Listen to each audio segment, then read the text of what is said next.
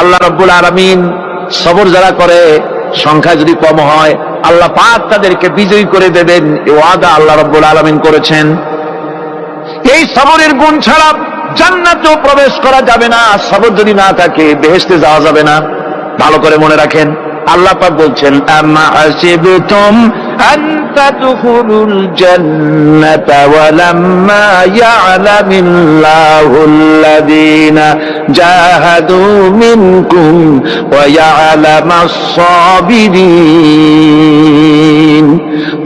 এমনি ব্যস্ত চলে যাবা, অথচ আল্লাহ রাব্বুল আলামিন এখনো দেখেন নেননি যে তোমাদের মধ্যে কারা জিহাদ করতে প্রস্তুত, কারা তোমাদের মধ্যে জিহাদ করে জান দেওয়ার জন্য প্রস্তুত, আর কারা ধৈর্যধারী, এটা তো আল্লাহ এখনো দেখে নেন নাই। সুতরাং যা হক এবং বাতিলের সংগ্রামে লিপ্ত হতে হবে। আল্লাহ দেখতে চান কারা জীবন দিতে চায়।